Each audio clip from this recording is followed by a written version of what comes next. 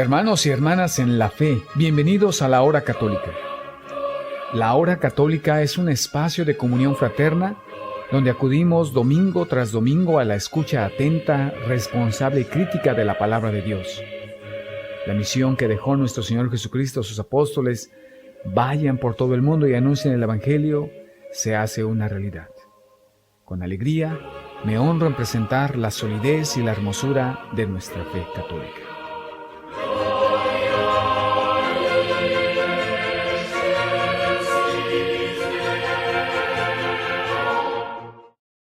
Buenas tardes, queridos amigos y amigas que nos acompañan. Hoy tenemos con nosotros a dos parejitas del encuentro matrimonial. Ellos son Blanca y Antonio Pérez, Chuy y Ernesto Leal. El día de hoy nos van a hablar de dudas, objeciones y ataques. La semana pasada hablábamos de la interpretación de la Biblia. Decíamos que para interpretar la Biblia correctamente teníamos que tomar en cuenta el texto, el contexto, analizarlo detenidamente, los textos paralelos, ver qué nos dice la Biblia. La analogía de la fe. Siendo Dios el autor de la Biblia, no puede haber contradicción alguna entre una verdad y otra. Yo les invito a visitar nuestra página de internet al www.lahoracatolica.com. Allí encontrarán todos los programas grabados de los domingos anteriores. Antes de continuar con la programación, queremos agradecer profundamente a nuestros patrocinadores: La Palma Restaurant de Hermiston, Joyería Ochoa de Hermiston, Ixtapa Restaurant de Hermiston y El Charrito Restaurant de Pellenton, Oregon. Gracias a su patrocinio, la Hora Católica, domingo tras domingo, sigue entrando a sus hogares, y la misión que Jesús nos dio de ir a evangelizar a todos los pueblos sigue adelante. Que Dios bendiga abundantemente los esfuerzos en sus trabajos. Para iniciar el día de hoy, Chuy y Ernesto nos van a dar un breve resumen del libro del Apocalipsis. Adelante. Buenas tardes, queridos radioescuchas. Pues sí, vamos ahora a hablar mucho de este libro, ¿verdad? Que muchas veces nos algunas sectas, ¿verdad? Nos atacan con esto en muchos aspectos, ¿verdad? ¿Y qué es el libro del Apocalipsis? Bueno, pues el libro del Apocalipsis es el último de la Biblia, ¿verdad? En algunas Biblias católicas viene como revelaciones, porque ese es el significado. Apocalipsis significa que es la venida de Cristo, ¿verdad? La revelación de Cristo. Entonces, por esa razón es que en algunos vienen como Apocalipsis y otras vienen como revelaciones, ¿verdad? Entonces vamos, ¿qué es el libro del Apocalipsis? Bueno, pues es la transcripción de una palabra griega que significa revelación, ¿verdad? Su autor se presenta a sí mismo como un profeta y califica a su obra de profecía. El término profeta designaba en el cristianismo primitivo a la persona que anuncia la palabra de Dios para edificar, exhortar y reconfortar la comunidad. Esto lo podemos ver en Corintios 1, del versículo 14 al 32. Si tienen su Biblia por ahí, ¿verdad? Pueden revisar con nosotros. Y esto no se trata, por lo tanto, de un mero vaticinador del futuro, ¿verdad? Porque algunas personas sí lo ven, sino de alguien que está consciente de ser portavoz de Dios y de anunciar un mensaje destinado a llamar la fidelidad al Señor, aún en medio de las mayores dificultades. Y su autor, ¿verdad?, es Juan, siervo de Dios y desterrado por causa del Evangelio a la isla de Patmos. No existe hoy duda alguna de que este Juan es el mismo que nos dejó también el cuarto Evangelio y las 3 cartas que en el canon llevan su nombre. La antigua tradición cristiana. Aquí podemos mencionar algunas personas de esta tradición cristiana: Papaís, Justino, Irineo, Teófilo, Cipriano, Tertuliano, Hipólito, Clemente, Alejandro, etc. Bueno, es cierto que en el Apocalipsis está en contra de la Iglesia Católica. Muchas sectas nos ven así, ¿verdad? Que esto está en contra de la Iglesia Católica, pero no es cierto. La realidad es que el Apocalipsis está en favor de la Iglesia Católica. Presenta la lucha entre el bien y el mal. Cristo y el demonio. Al no poder vencer a Cristo, ataca a su iglesia, sirviéndose del Imperio Romano, presentado bajo los símbolos de la bestia, la prostituta y Babilonia la Grande. No obstante, los grandes sufrimientos de esta está causando a la iglesia un por fin de Imperio Romano caerá y habrá un largo periodo de paz para los discípulos de Cristo. El Apocalipsis contiene un mensaje de consuelo y aliento para la iglesia que fundó Cristo y de condenación para sus enemigos. Actualmente representa una evidencia muy severa contra las sectas protestantes en su afán de destruir a la iglesia católica, lo que nunca van a lograr, ¿verdad? Claro, por esto tratan de cambiar el sentido del libro del Apocalipsis. Es que le tienen mucho miedo. Y en Apocalipsis 13, capítulo 13, versículos 7, 9 y 10, nos dice la palabra de Dios. Se le concedió hacer la guerra contra los santos y vencerlos, y se le dio poder sobre toda raza, pueblo, lengua y nación. El que tenga oídos, que escuche. Quien está destinado a ir a la cárcel, irá a la cárcel. Quien está destinado a la muerte, de espada, perecerá por la espada. Para los santos es la hora de la perseverancia y la fe. ¿Verdad? Aquí tenemos una explicación, ¿verdad? De lo que algunas sectas quieren meternos miedo, ¿verdad? Con estos demonios y las categorías que nos ponen, ¿verdad? Que es la bestia y la prostituta, ¿verdad? En realidad es un libro maravilloso. Ahora que hace algunos días que estuvimos en un curso de este libro, fue algo maravilloso que sí realmente a veces nos meten miedo, ¿verdad? Y nos dicen que es un libro que viene el futuro, que viene y el fin del mundo, ¿verdad? Pero en realidad no, vamos ahora yo creo que a continuar con algunos de los ataques, ¿verdad? Que esta secta nos tiene, y para eso yo creo que Toño nos va a explicar algunos puntos. Muy bien, gracias muchachos. Bueno, pues según, ¿verdad? ¿verdad? Todas las sectas que están en contra de la Iglesia Católica, ellos lo ven a su manera. ¿El por qué? Porque pues ellos lo interpretan, ¿verdad? De la manera en que ellos lo ven. Pero es nada más como ellos lo están viendo, porque ellos no se están basando a nada. Entonces, ellos nos dice, los que son llamados por Dios para participar en el servicio celestial son pocos, como dijo. Son un pequeño rebaño. Años después de su regreso al cielo, Jesús dio a saber el número exacto en una visión dada al apóstol Juan, quien escribió: miren el Cordero de pie sobre el monte Sión, y con él 144,000 que han sido comprados de la tierra. Y esto lo podemos encontrar en el libro de Apocalipsis 14, 1-3. De esa manera lo ven ellos, ¿verdad? Pero en la Iglesia Católica realmente nosotros lo vemos de diferente manera. Si nos puedes leer, Blanca, por favor, lo que dice el libro de Apocalipsis 14, del 1 al 3. Sí, dice: tuve otra visión.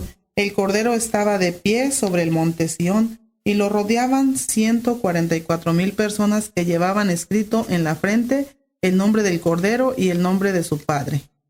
Muy bien. Entonces, de esa manera, ¿verdad? Nosotros lo estamos viendo y nosotros nos abasamos, ¿verdad?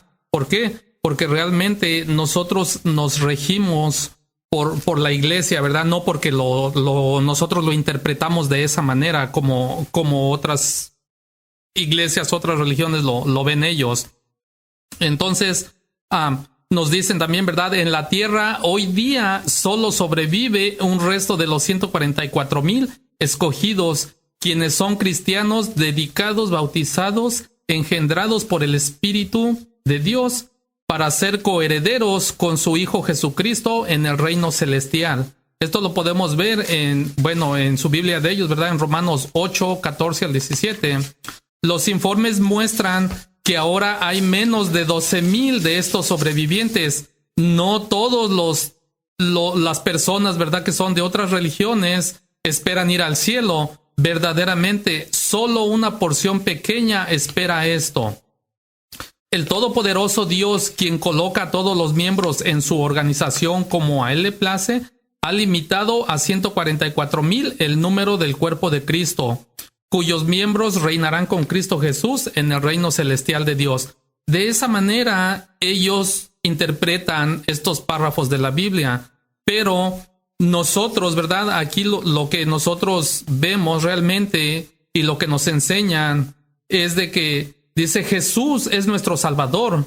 Jesús de Nazaret ha venido a dar la respuesta definitiva a las esperanzas de salvación que alimentaba el Antiguo Testamento. Esta convicción espera ya con toda claridad el anciano Simeón. Ahora, Señor, dejas marchar a tu siervo. Mis ojos han visto tu salvación. El mismo nombre de Jesús significa Salvador. Y esto lo podemos ver en Mateo 1, el 21. Y también lo podemos encontrar en el libro de los Hechos 4, 12. Somos herederos de la salvación y estamos plenamente justificados. Sin embargo, solo en esperanza estamos salvados. Dios nos destina a la salvación, pero se trata de una herencia que solo se manifestará plenamente al fin de los tiempos. Dios nos ha destinado al castigo, Dios no nos ha destinado al castigo, sino a obtener la salvación por medio de nuestro Señor Jesucristo. De manera parecida se expresa Pedro. Cristo aparecerá para darnos la salvación, así lo dice. Cristo, después de ofrecerse una sola vez para quitar los pecados de muchos, se presentará por segunda vez sin pecado a los que esperan por la salvación. Dios quiere que todos nos salvemos, y esto lo podemos encontrar en Primera de Timoteo. Si nos puedes leer, Blanca, lo que nos dice la Primera de Timoteo 2, 3 y 4. Sí. Esto es bueno y agradable a Dios nuestro Salvador, pues Él quiere que todos los hombres se salven y lleguen al conocimiento de la verdad. Muy bien. Entonces, no se trata de una voluntad absoluta que se cumplirá a pesar de todo, sino de un deseo ardiente cuya eficacia está condicionada por la libertad del hombre.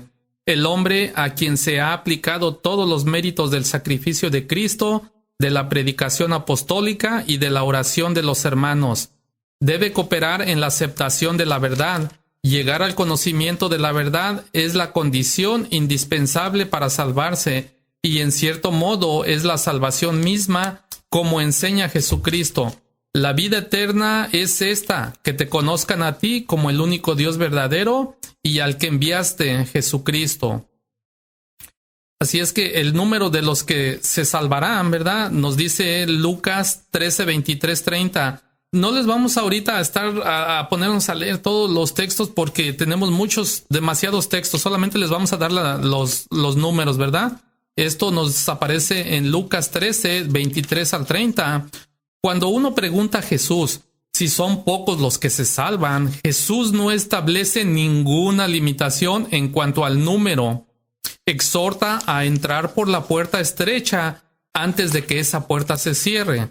El libro del Apocalipsis habla de los 144,000 que se salvan. El libro del Apocalipsis tiene como tema fundamental nuestra lucha actual y la victoria que nos espera. Aborda la cuestión de los que se salvan y por 2 veces señala el número determinado de los 144,000. Se trata de un número matemático exacto, tan reducido. Es el número de los que se salvan. Habrá que tener en cuenta que el Apocalipsis utiliza con frecuencia el simbolismo de los números y los colores, por ejemplo. El 7 es el número perfecto.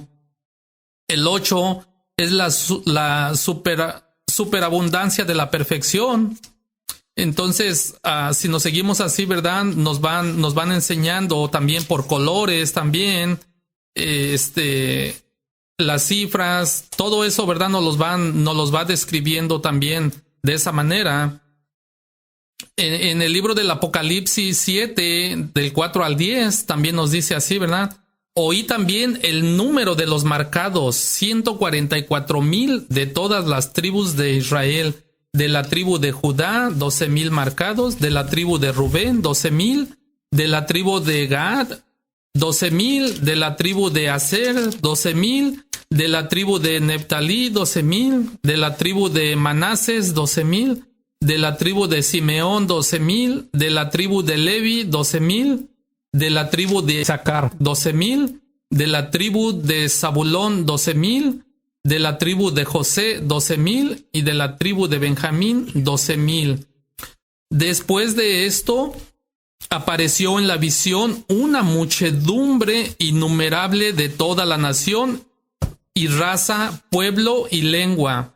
Estaban de pie ante el trono y ante el Cordero, vestidos de blanco y con palmas en la mano. Aclamaban a gritos la victoria. Pertenece a nuestro Dios que está sentado en el trono y al Cordero. En la visión apareció el Cordero de pie sobre el monte Sión, y con él 144,000 que llevaban inscrito en la frente el nombre del Cordero y el nombre de su Padre. ¿Qué significa esto? Esto significa su identidad de las nuevas 12 tribus de Jesús, y estos son sus 12 apóstoles. Estos son los que siguen al Cordero a donde quiera que vaya. Los adquirieron como primicias de la humanidad para Dios, y el Cordero, en sus labios no hubo mentira, no tienen falta. Vi otro ángel que volaba por mitad del cielo, llevaba un mensaje irrevocable para anunciarlos a los habitantes de la tierra, a toda nación, raza, lengua y pueblo. Oí una voz del cielo que decía: escribe, dichosos los que en adelante mueran en el Señor. Cierto dice el Espíritu que descansen sus fatigas, porque sus obras los acompañan. ¿Cómo interpretar estos textos? Los 144,000 marcados son todos del pueblo de Israel. A continuación se habla de una multitud incontable de todos los demás pueblos y razas. El número 144,000 hay que entenderlo en sentido simbólico de acuerdo con el carácter del Apocalipsis y no con un valor matemático exacto. De cada una de las tribus son sellados 12,000. El 12 es número sagrado que indica plenitud. El 1000 es número de inmensidad. Quiere pues decir que cada tribu son muchos los que se salvan.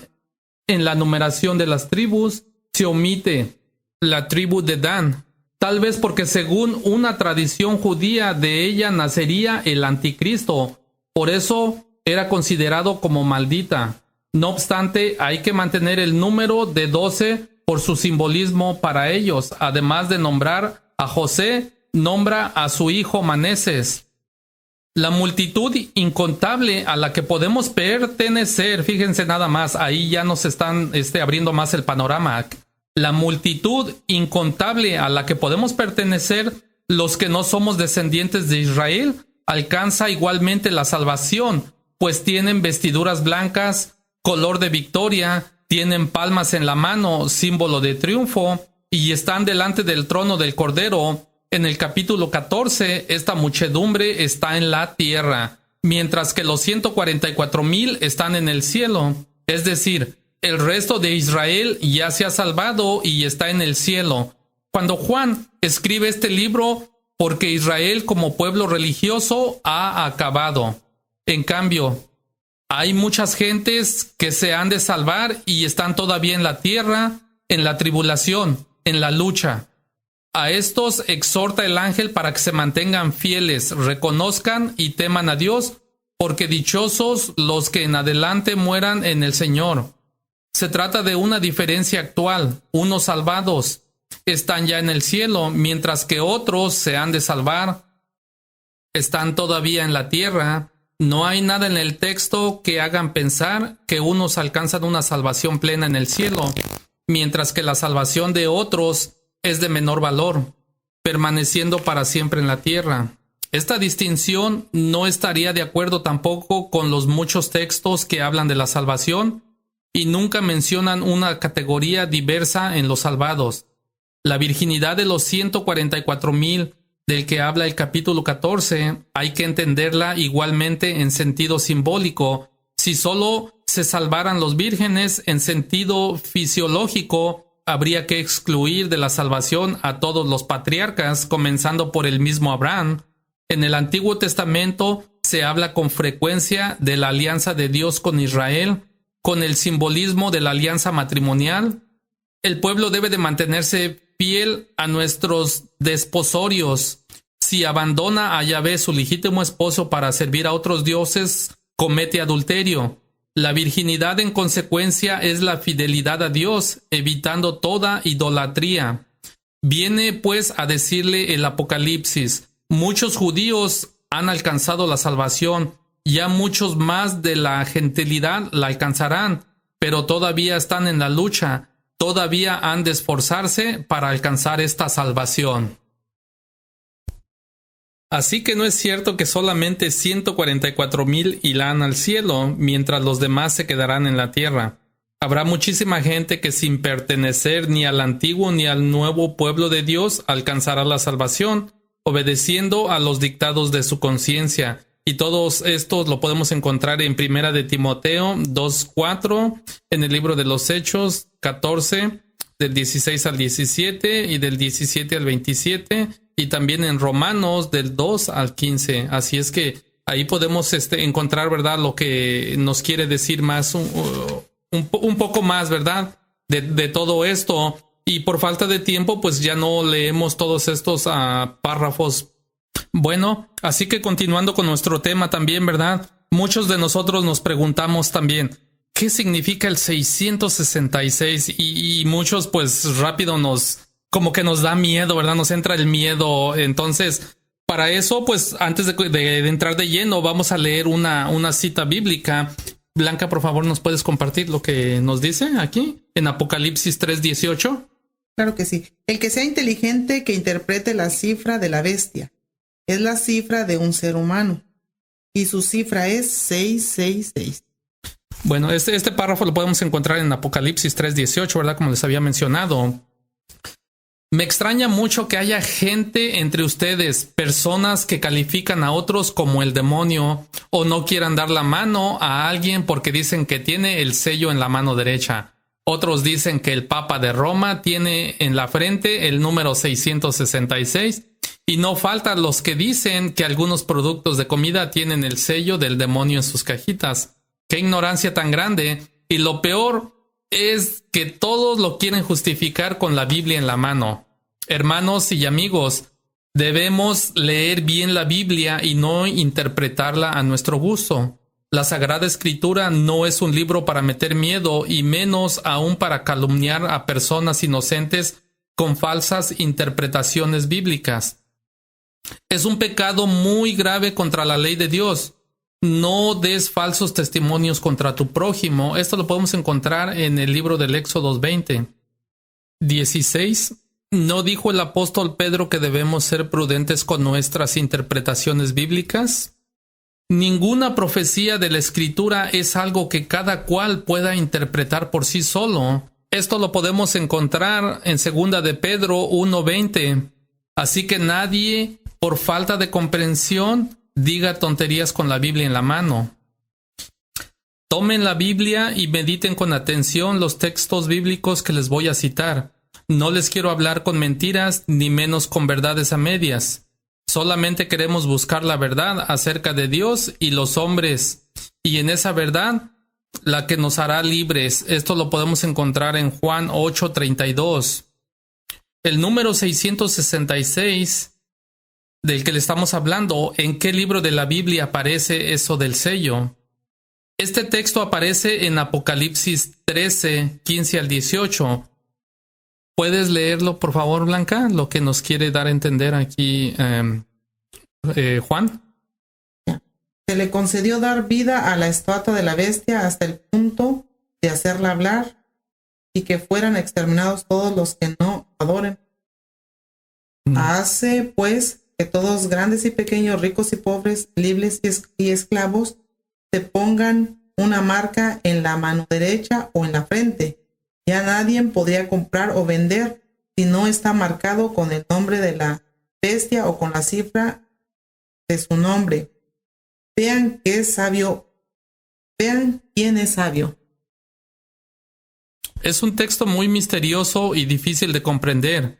Por eso, antes de explicar esta cita bíblica, les debo decir algo acerca del libro del Apocalipsis en general. Si no, nunca vamos a comprender lo que el Sagrado Escritor quiso decir a fondo. ¿Cómo debemos entender el libro del Apocalipsis? Este libro fue escrito más o menos en el año 100 después de Jesucristo. Eran tiempos difíciles para los cristianos porque el Imperio Romano perseguía a todos los creyentes. Los cristianos vivían casi escondidos y no podían hablar en público, menos podían escribir y publicar sus cartas. Por eso, el autor de este libro, para animar a los creyentes, publicó su escrito clandestinamente y usó una manera de escribir muy misteriosa con signos e imágenes que solamente los entendidos podían comprender. Esta forma de escribir se llamaba el estilo apocalipto de revelaciones. Era una forma de escribir muy común en aquella época, con las llamativas imágenes y grandiosas visiones ficticias. El Sagrado Escritor quiere explicar los últimos tiempos, que es la lucha del poder político romano contra los elegidos de Dios, o sea, la Iglesia de Cristo. Muchos signos, símbolos y cifras en forma muy sofisticada son como un juego para que los lectores entendidos puedan reconocer su propia realidad e identificar personajes u acontecimientos de aquel tiempo. El gran mensaje de fondo del Apocalipsis es el siguiente: Cristo resucitado es el centro de la historia. El mundo ahora es el escenario de la lucha entre la Iglesia encabezada por Cristo y las fuerzas del demonio, los cristianos llamados a dar un valiente testimonio. Este escrito no es un libro para asustar, ni es un libro terrorífico, sino que se trata de un libro de gran esperanza. Hermanos, cuando leemos este libro, debemos siempre buscar este sentido profundo y no debemos tomar a pie de la letra las imágenes, los signos o los símbolos. Son visiones e imágenes inventadas por el escritor para entregar un mensaje muy profundo. Ya leímos el texto del Apocalipsis 13, 16 al 18. La bestia ha logrado a sí mismo que a todos, grandes y pequeños, ricos y pobres, libres y esclavos, se les ponga una marca en la mano derecha o en la frente, y nadie podrá comprar ni vender si no está marcado con el nombre de la bestia o con la cifra de su nombre. Aquí verán quién es sabio. Si ustedes son entendidos, interpretarán la cifra de la bestia. Se trata de un nombre y su cifra es 666. Hermanos, la primera lectura de este texto nos parece muy extraña. Es muy difícil comprender este texto tal como está, pero debemos ver estos versículos en todo su contexto. ¿En qué contextos aparece este texto, verdad? Nos podemos preguntar. Este texto es una parte de una visión en el cielo que nos narra Juan en los últimos capítulos 12 y 13 de su libro. Es la gran visión de la batalla de la mujer contra el dragón y las dos bestias.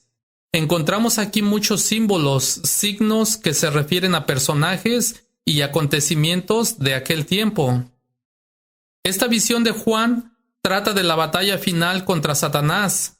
Se presentan las dos tropas que van a pelear: por un lado la mujer, el pueblo de Dios, y por otro lado el dragón, o sea Satanás, con sus dos aliados en la tierra.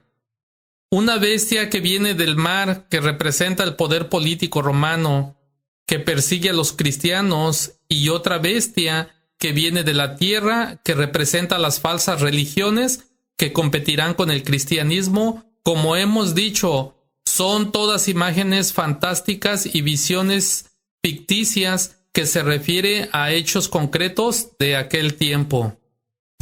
Hermanos, antes de proseguir con nuestro programa, vamos a escuchar un canto que se titula Agua Viva con la hermana Glenda.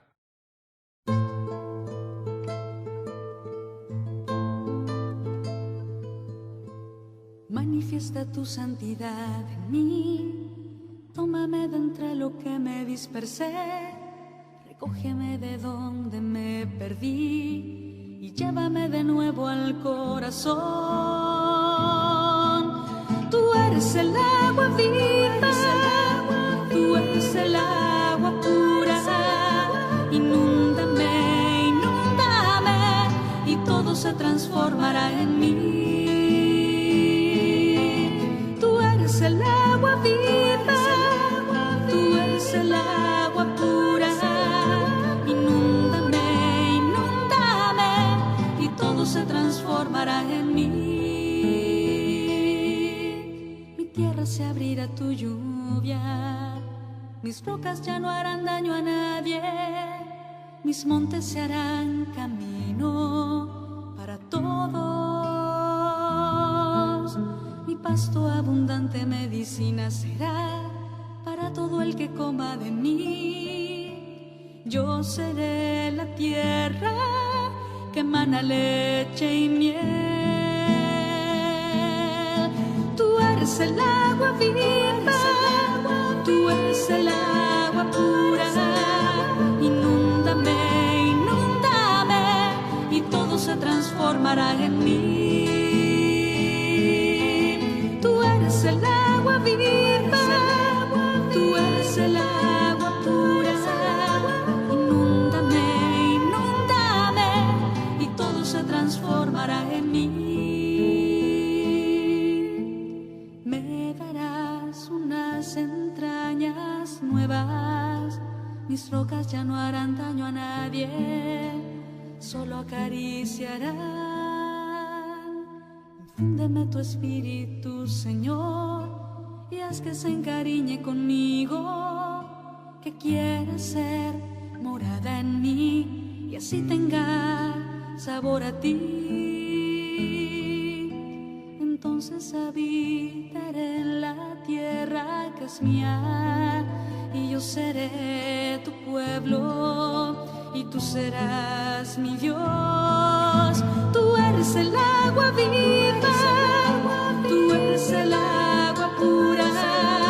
Inúndame, inúndame, y todo se transformará en mí. Tú eres el agua viva, tú eres el agua pura. Inúndame, inúndame, y todo se transformará en mí.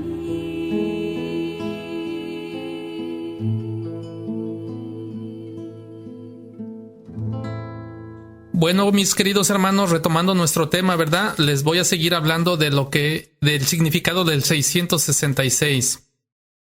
Este texto nos hace ver que esta segunda bestia se parece al cordero, pero hablaba como el dragón, el monstruo, el demonio. Es la figura de las falsas religiones que competían con el cristianismo. Falsas religiones que ofrecían una religión celestial, pero que no condenaban los pecados de la primera bestia, los pecados del mundo romano y su corrupción. Esta bestia hablaba como el monstruo. Esto es muy importante. Quiere decir que son falsas religiones que tienen a Jesús en la boca, pero callan sistemáticamente la injusticia y predican la resignación al mal y la sumisión al poder terrenal.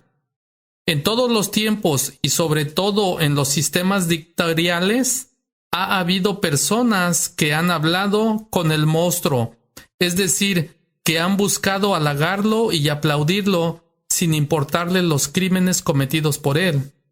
Eso se ha dado también en Chile, tanto de parte de católicos como evangélicos, que con responsabilidad tan grande, la que de quienes en lugar de ser luz por denunciar abusos y atropellos, vendieron su conciencia por un plato de lentejas. Este es el sentido apostólico de hablar con la bestia y la tentación del cristianismo de todos los tiempos. En el versículo 14, si nos puedes compartir, Blanca, por favor. El versículo 14 de Apocalipsis. El 13-14. Sí, que por medio de estos prodigios que le ha sido concedido obrar al servicio de la bestia, engañan a los habitantes de la tierra y los persuaden a que hagan una estatua en honor de la bestia que después de ser herida por la espada se había recuperado. En este versículo, ¿verdad? Nos está hablando otra vez más del poder político de Roma, o sea, de Nerón. Y estos son religiones también oportunistas que se hacen servidoras de los señores del mundo. Predican la sumisión religiosa a las autoridades sin condenar el mal que producen muchos políticos y económicos. Ellas convierten sin darse cuenta el poder político en un falso dios, o sea, como en una estatua o un ídolo de barro. Si también nos puedes compartir, Blanca, el versículo 17 también, para ver, ¿verdad? Para ir viendo un poquito más, irle entendiendo un poquito más, ¿verdad? Lo que nos están diciendo. Ya nadie podrá comprar o vender si no está marcado con el nombre de la bestia o con la cifra de su nombre. Vean qué sabio es. Bueno, este falso Dios puede proteger y condenar a quien quiera. Puede dar pan y vender a quien tiene el sello, a quien son aliados suyos. A esto se refiere la marca. Son los aliados de los poderosos de este mundo y los no aliados, los que no tienen la marca o el sello. No pueden comprar ni vender. También nosotros lo vivimos muy de cerca. La cifra de esta segunda bestia es 666. En muchos escritos de aquel tiempo era común dar una cifra a cada letra del alfabeto y se lograba escribir con cifras los nombres de algunos personajes. Era como un juego que el lector tenía que descifrar. La cifra 666 se puede calcular de varias maneras, pero corresponde sin duda a algún emperador romano, posiblemente a Nerón, que con sus locuras mataba a los cristianos que para él eran igual que perros.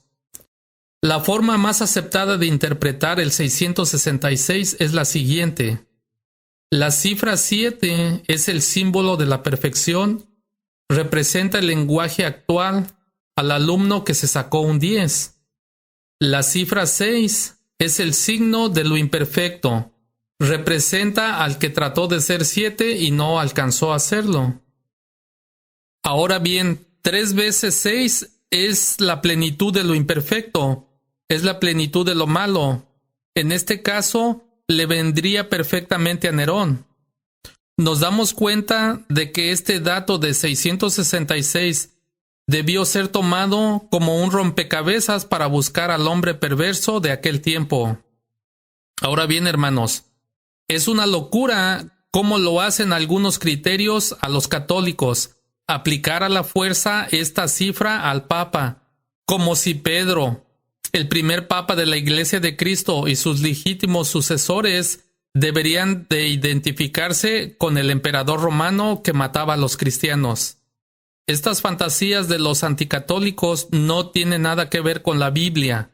Hay muchos más que podrían escribir acerca de este tema, pero creo que esto es suficiente para comprender estos textos en su verdadero sentido. Es muy doloroso ver que algunos indican con el dedo al Papa, una persona también intencionada entre nosotros, y le dan el título de el demonio o la bestia. Siempre ha existido esta maldad, que es producto de la ignorancia atrevida.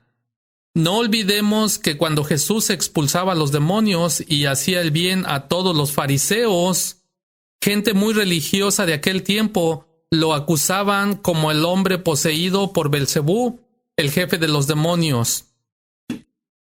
Cuesta, pero es así, que debemos practicar las palabras de Jesús desde la cruz.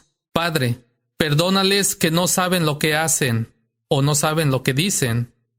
Pero si al maestro lo calumniaran así, ¿qué les tocará a sus seguidores?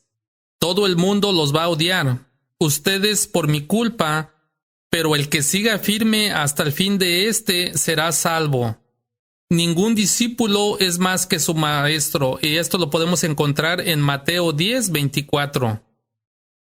Para terminar, una última palabra para aquellos que usan la ignorancia de la gente de buena voluntad para meterles cosas raras y tonterías en la cabeza y así condenar y calumniar a medio mundo.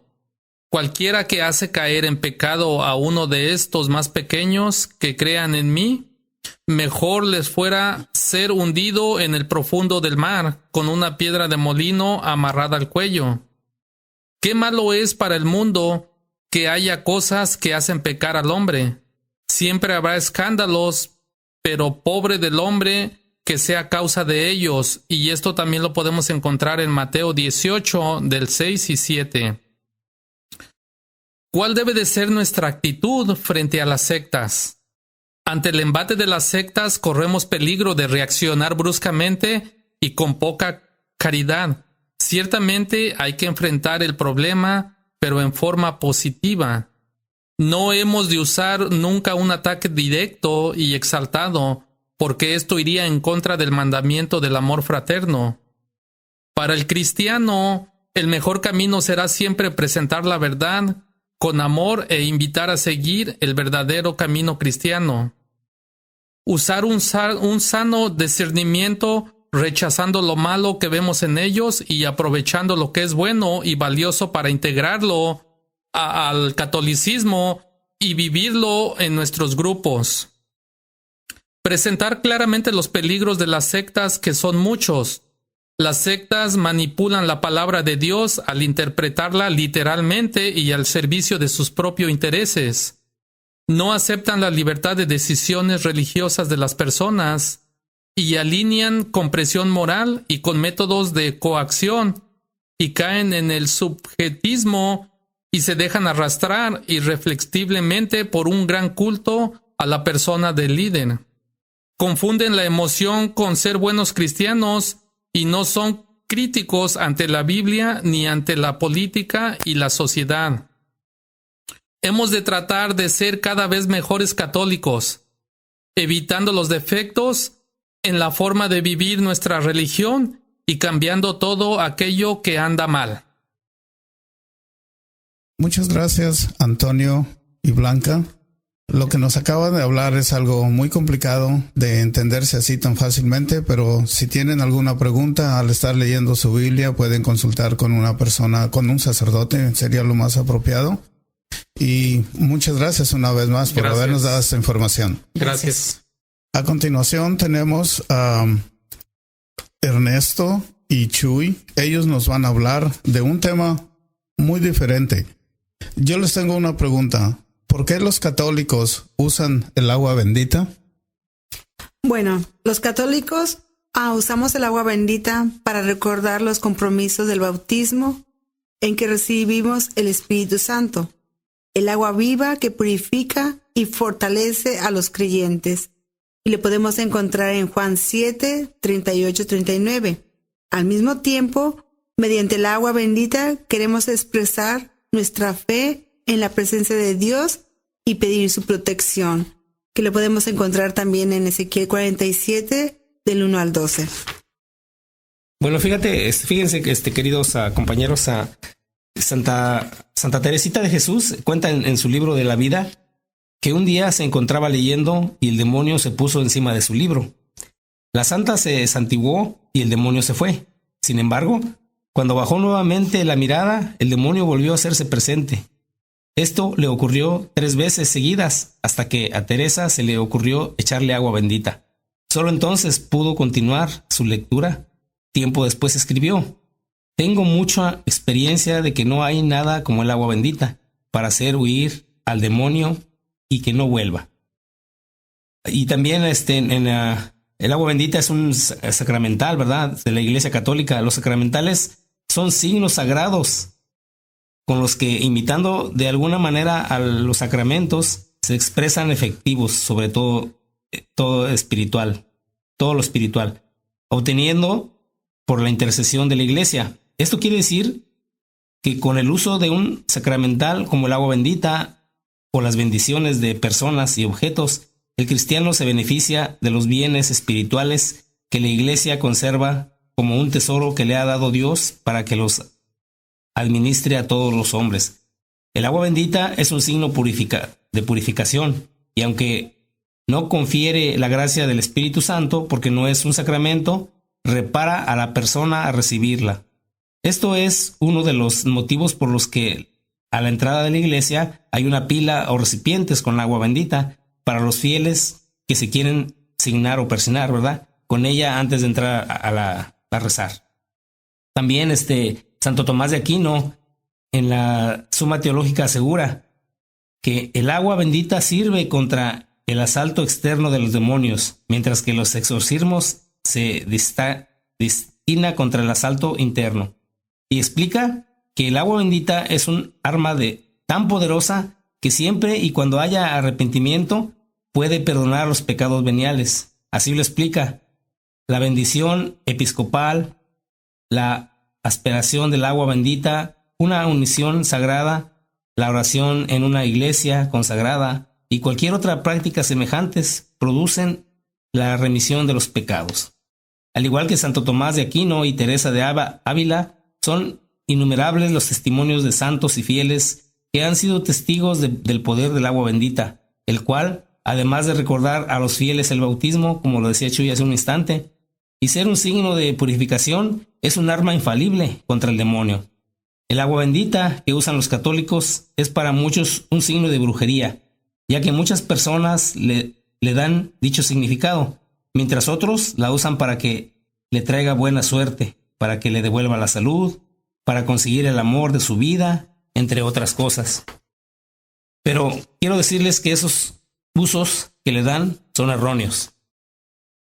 A continuación les voy a hablar sobre el verdadero significado que la Santa Madre Iglesia Católica le da, para que así nadie se confunda y puedas vivir tu fe a cabalidad. Y esto ya lo mencionó Chuy hace un ratito, pero se los voy a volver a repetir. Los católicos usan el agua bendita para recordar los compromisos del bautismo en que la recibimos, el Espíritu Santo. El agua viva que purifica y fortalece a los creyentes. Al mismo tiempo, mediante el agua bendita, queremos expresar nuestra fe en la presencia de Dios y pedir su protección. También la usamos los domingos y fiestas especiales como una forma de renovar nuestro bautismo. Y en Ezequiel 36, versículos 25 al 27, nos dice la palabra de Dios: derramaré sobre ustedes el agua purificadora y serán purificados.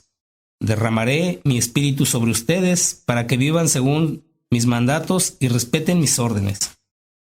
El que no renace del agua y del espíritu no puede entrar en el reino de Dios. Esto está en Juan 3, capítulo 3, versículo 5. Y sencillamente y llanamente, Pedro, pues quería decirles que ese es el verdadero significado que nuestra iglesia le da.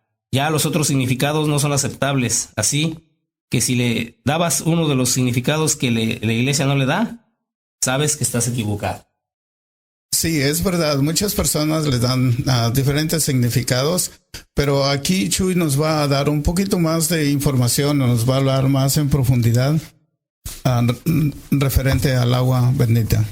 Sí, Chuy nos va a hacer el favor de leernos más profundamente Ezequiel 47, si tienen con qué anotar. Es bien importante. Está un poquito largo esta lectura, pero aquí nos dice muchas cosas acerca de esto significado del agua bendita, ¿verdad? Y es Ezequiel 47, desde el versículo 1 hasta el 12. A ver, Chuy, ¿nos haces favor, por favor? Claro que sí. El hombre me hizo volver después de la entrada del templo. Entonces vi que por debajo de la puerta brotaba agua y que corría hacia el oriente, hacia donde estaba orientado el templo. El agua bajaba por el lado derecho del templo, al lado de su altar. Luego me hizo salir del terreno del templo por la puerta norte y me hizo dar la vuelta por afuera hasta la entrada exterior que miraba al oriente. Un pequeño chorro de agua brotaba por el lado sur de la entrada. El hombre salió hacia el oriente con una cuerda en la mano. Midió 500 metros y me hizo cruzar la corriente. El agua me llegaba a los tobillos. Luego midió otros 500 metros y me hizo cruzar la corriente.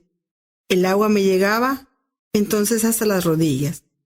Midió otros 500 metros y me hizo cruzar la corriente. El agua me llegaba ya a la cintura. Midió otros 500 metros y la corriente era ya un río que no pude entrar, que no pude atravesar. Se había convertido en un río tan hondo que solo se podía cruzar a nado. Entonces me dijo: fíjate bien en lo que has visto. Después me hizo volver por la orilla del río y vi que en las dos orillas había muchos árboles. Entonces me dijo: esta agua corre hacia la región oriental y llega hasta la cuenca del Jordán, en donde se embocarán el mar muerto. Cuando llegue allá, el agua del mar se volverá dulce. En cualquier parte en donde llegues, esta corriente podrán vivir animales de todas clases y muchísimos peces, porque el agua de este río convertirá el agua amarga en agua dulce y habrá todo género de vida. Desde Engadí hasta en Englein habrá pescadores y ahí podrá asecar sus redes. Y habrá ahí tanta abundancia y variedad de peces como en el mar Mediterráneo.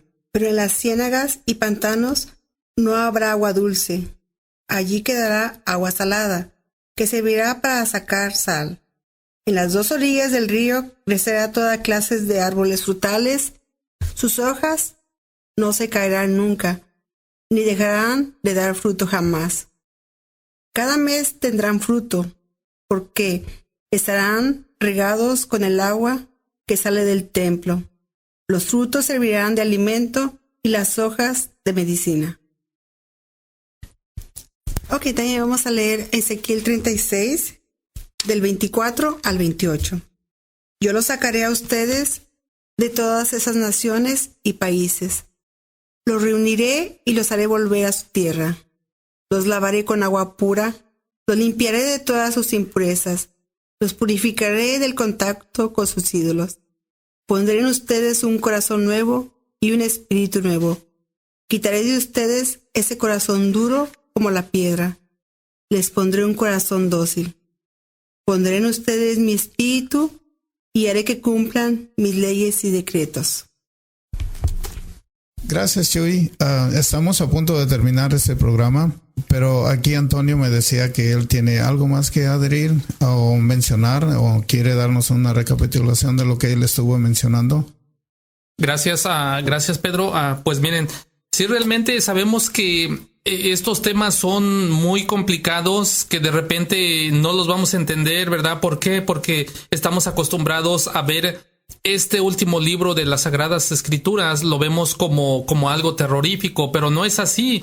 Simplemente que tenemos que entender un poquito que si no estamos captando el mensaje que nos están dando, es muy importante que busquemos ayuda, ¿verdad? Que nos acerquemos al sacerdote y les expongamos nuestras dudas, ¿verdad? Realmente de lo que no estamos comprendiendo, ¿verdad? Porque es por eso que de ahí vienen y nos dicen: es que el Papa es la bestia, es que la Iglesia Católica es la prostituta. O sea, realmente son cosas que no concuerdan, que no caben en la Biblia. Entonces, por eso es importante que busquemos esa ayuda, que no nos quedemos con esas dudas, ¿verdad? Que nos van a quedar ahí, nos vamos a quedar como, ¿y qué pasa? ¿Y ahora qué hago? Este libro de Apocalipsis no es para infundarnos miedo, no es para eso. Simplemente, ¿verdad? Es como algo que nos están diciendo de lo que ya pasó, pero también tenemos que estar nosotros prevenidos, ¿verdad?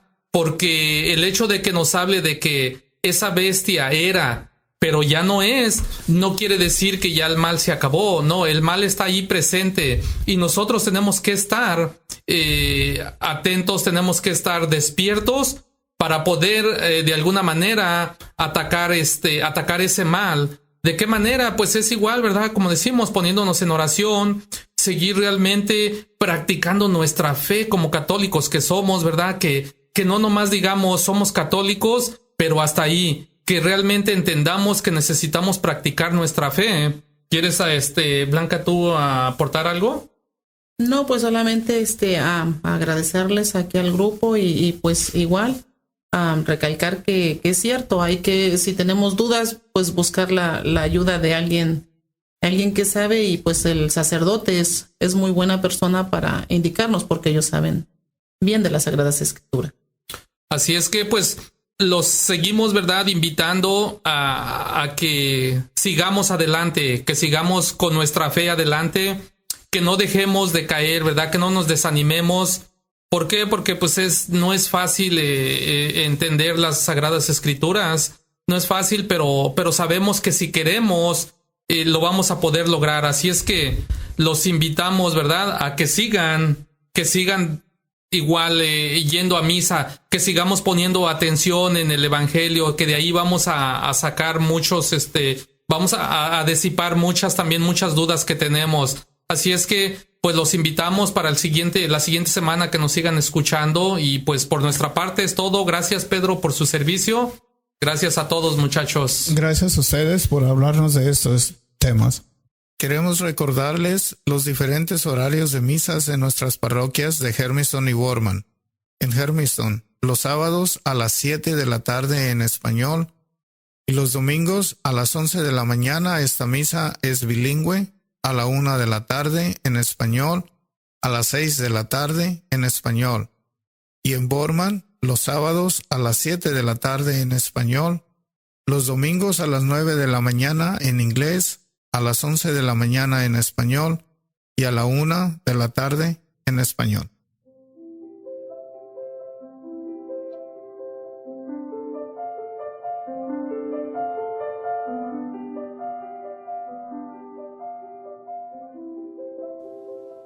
Agradecemos el tiempo que han dedicado a la escucha de nuestro programa La Hora Católica.